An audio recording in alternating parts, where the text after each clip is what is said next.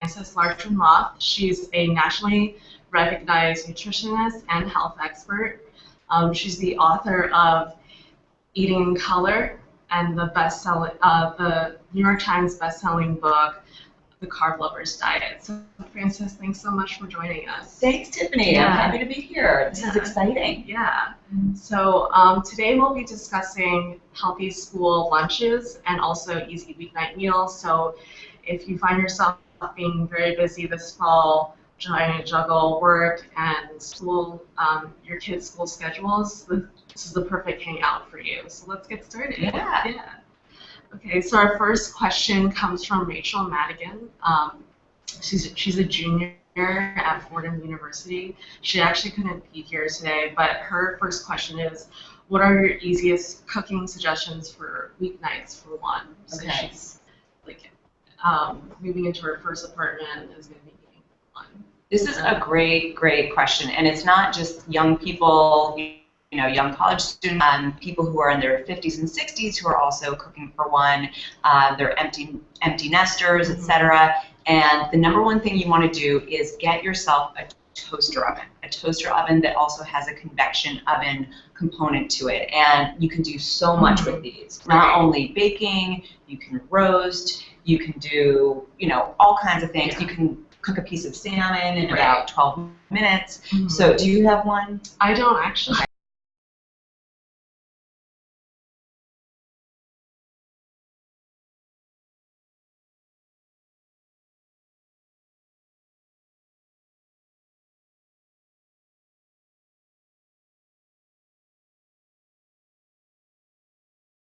You seal it back up, or put a twist tie around it, put it back in the freezer. So then you're not wasting, you're not worrying about stuff that's going to expire or rot in your fridge, and so you can do a lot with that. And then I think burritos are another really great thing because you just buy the wraps, and then you can buy a can of beans or however much meat you want. Another thing you can do is buy shrimp.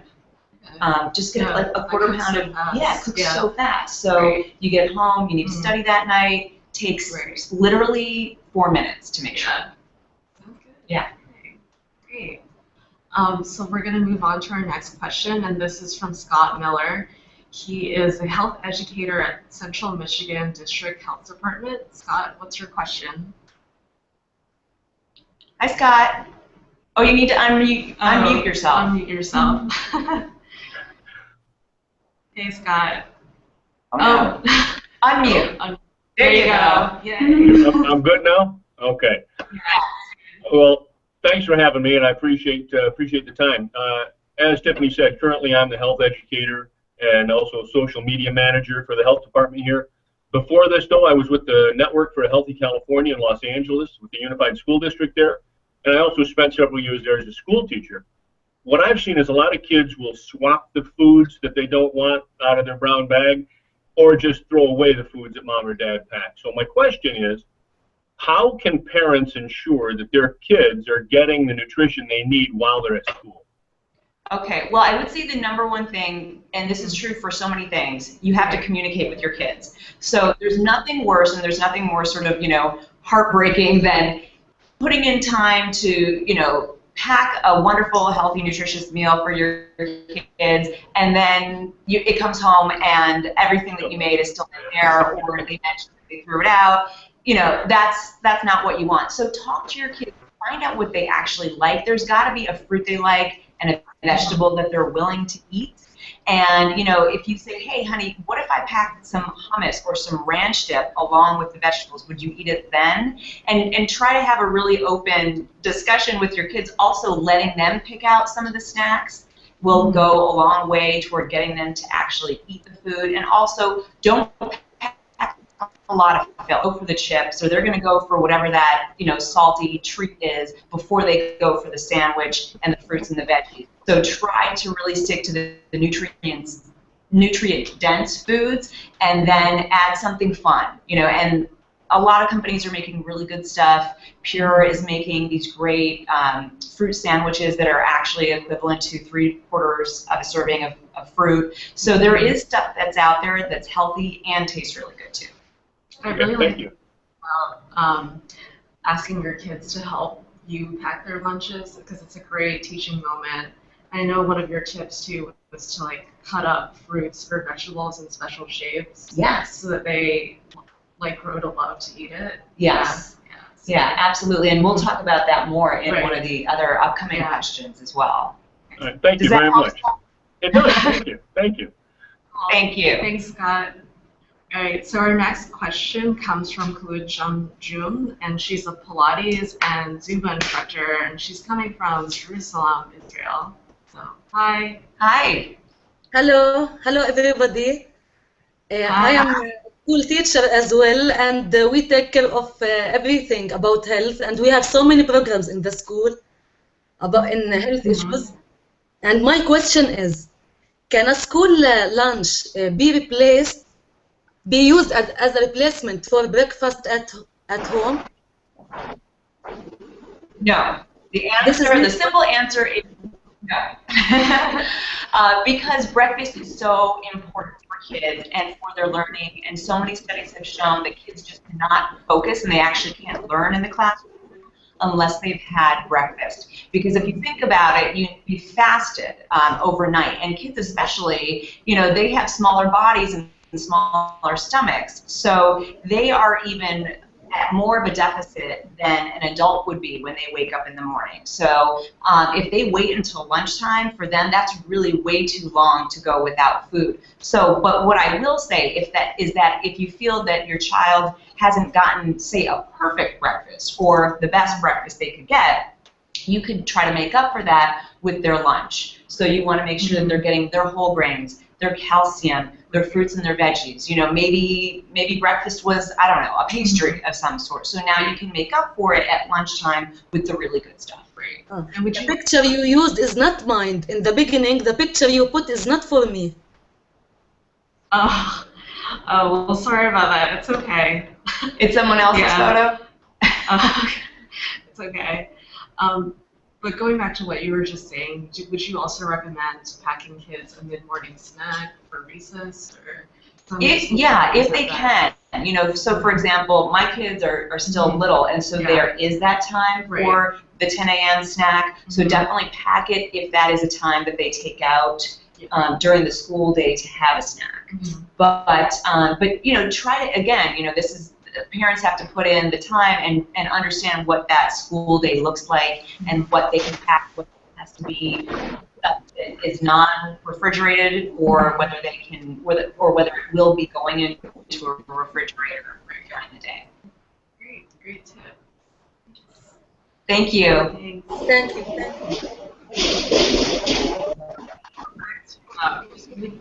Your microphone.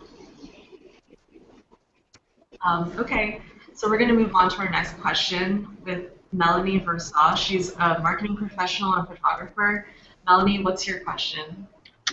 Hi, yeah, I'm sort of the outcast of the group here. I actually, I'm not in the health industry, and I don't have any kids. But I do have a boyfriend that I make his lunch every day for. Slightly spoiled, but I love using my crock pot, and I love cooking big batches of things at the beginning of the week, but sometimes I just get tired of it after a while.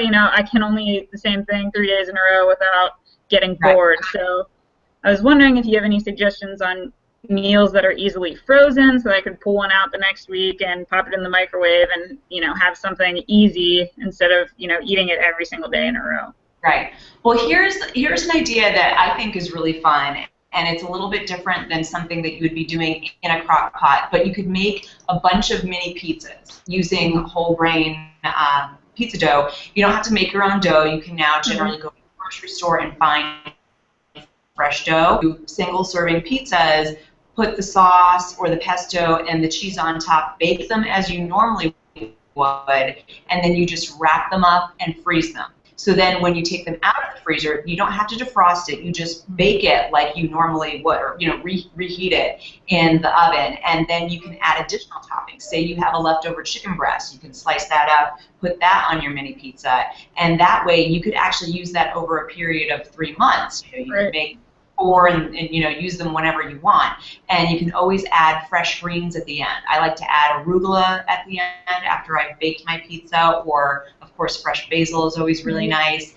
And then, think of things that you can do multiple things with. So, for example, chili is something that you could make in your crock pot, but you don't have to just eat it out of a bowl. You could serve it over quinoa. You could wrap it up in a burrito. You could actually mix it with pasta and bake it like a casserole. So try to think of things that you maybe use in multiple ways, and then it won't be so boring. Awesome. Thank you so much. Thank you. Yep.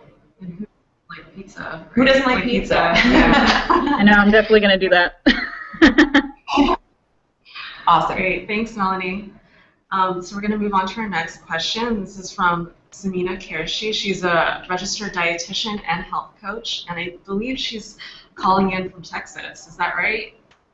That's true. Hi, yes, my name's Samina, and I'm a registered dietitian. I'm also a health coach, and I work in corporate wellness right now, and I don't have any kids either, but some of my clients have kids, and they're always asking, how to get their kids more involved, and I think that children are generally inclined to eat healthier when involved with the meal prep. So what are some safe food prep tasks children can do to help their parents and get more involved? You are absolutely right, Samina. If you get the kids involved, they are more likely to eat what they have actually had a hand in. Mm-hmm. And as you were saying, Tiffany, that is one of my tips, is to talk about cutting things into fun shapes for kids, and that's something that they can do. So, for example, melon is still in season, and what the parent can do is first slice the melon into basically blocks, and then the kids can take cookie cutters and cut them into whatever shapes are fun. So for my son, that might be dinosaur shapes. For my daughter, that would be anything related to Frozen. Mm-hmm. So, whatever they like, whatever they're into, let them do that. And you can do that, not just with melon, but also jicama is fun to do that with.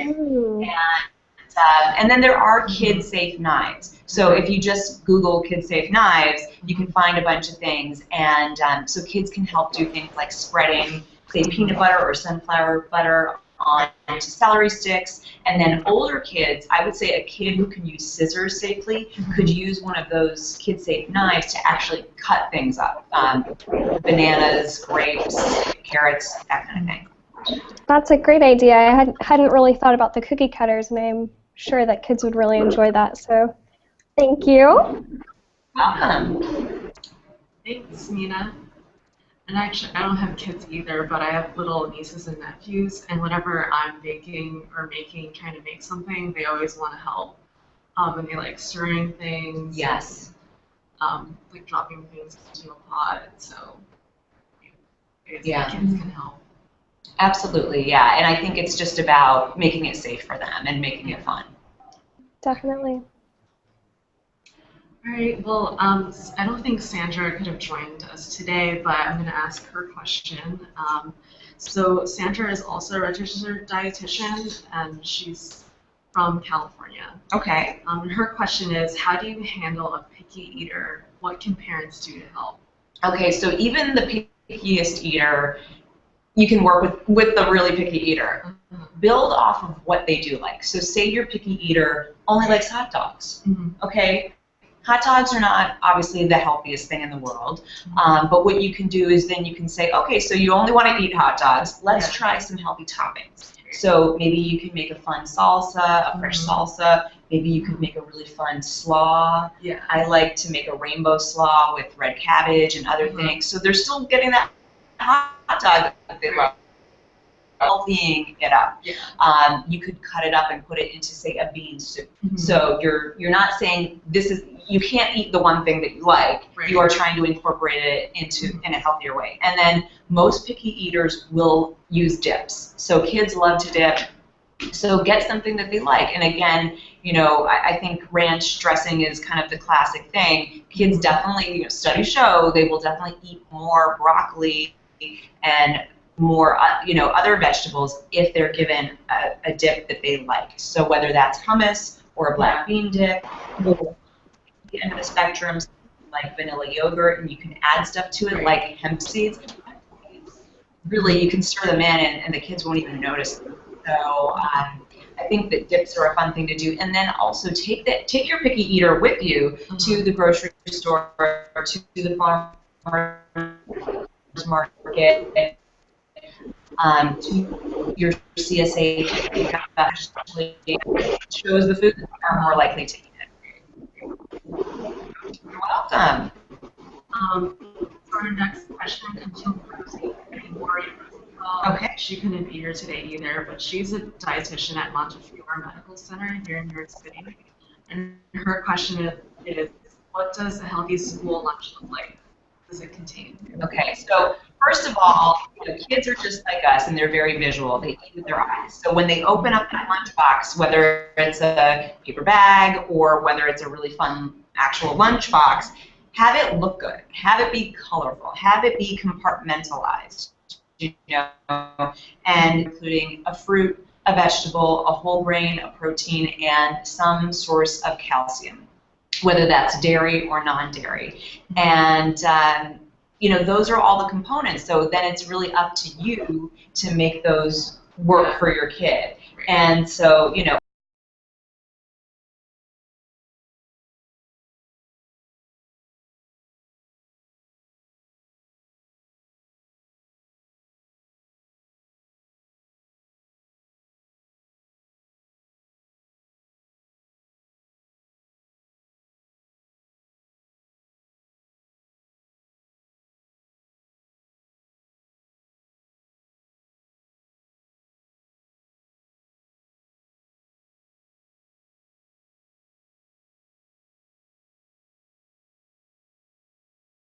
anything that you can do to kind of help yourself throughout the week, whether that's pre-packing up those fruits and veggies, having your kids help you on a Sunday, put together things for 3 days, whatever you can do to make it easy to pack a healthy lunch. You mentioned about kids swapping lunches or snacks. Would you recommend packing in a little extra something for their friend if for their play dates or something? Sure, Yeah. Sure. I mean, and also find out if your kid actually is forthcoming and says, hey, I've been giving away my sandwiches to Joe, then find out, or swapping, find out what Joe's parents are packing. Why does your kid like his lunch so much? And maybe you can come to a compromise. And also, just like adults get bored with food, so do kids. So maybe they don't want that turkey sandwich every day. Maybe you need to mix it up. But again, it's about communication and about making sure that you're kind of meeting halfway. Great. Well, we still have a little extra time left in this hangout, so I'm going to actually ask some people to post some questions on Twitter. You could tweet at us at Everyday Health, or you could tweet at Francis as well, or post here at our Google Plus page your questions, and we'll try to get in as much as we can.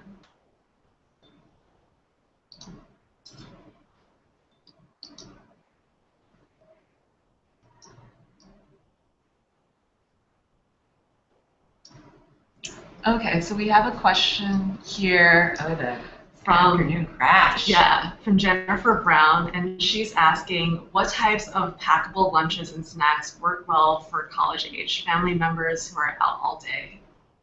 Oh, packable. Wait. Packable lunches and snacks. Okay. Right.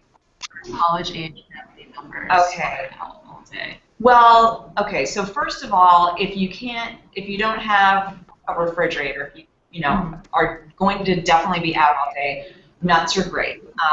Any kind of unsalted, roasted nut, walnuts, pistachios, that you're packing them up in an actual serving size, which is an ounce, and that is different for every kind of nut. Right. I believe it's 14 walnuts versus something like 20 almonds. So, those can be in your purse for months, and there's not going to be an issue there. Yeah. Also, now we're getting into the fall season, so apples are great. They don't get bruised.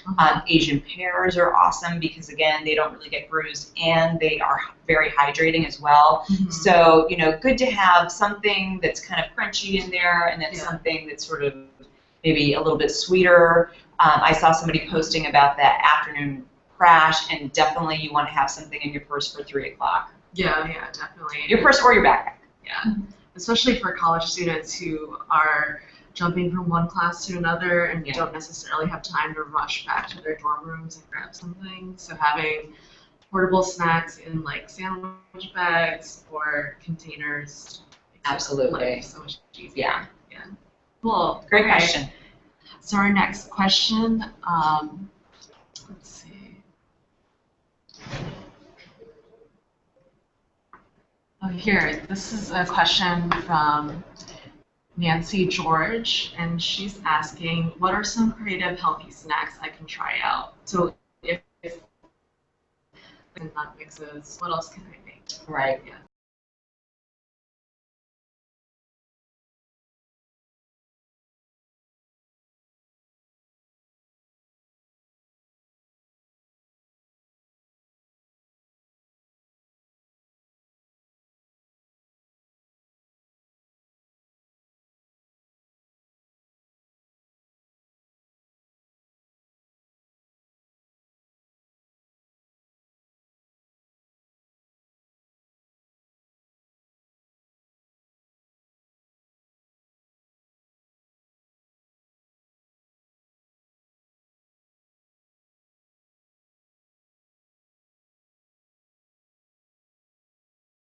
Being used. Something that I like to do, which is actually in my book, Eating in Color, I make these power balls, and they use sunflower butter and. I've been needing to make those. They look so delicious, and it's great for like a post-workout snack too. Yeah. Yeah, and they're only 80 calories, so. Yeah.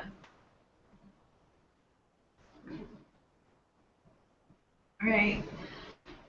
So I think we're pretty much done for today's Google Hangout. Thanks everyone for joining, and thanks so much, Francis, for being here, for lending your expertise and excellent tips. I think we all learned and can take away something from today's Hangout. Thanks, Tiffany. It was fun hanging out. Yeah. All right, and if anyone else is interested in joining our Google Hangouts for next time or our Twitter chats, feel free to sign up down below in the description box. We'll have a link ready there.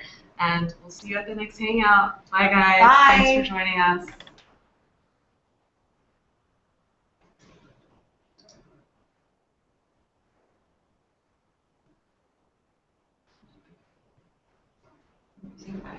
People so much.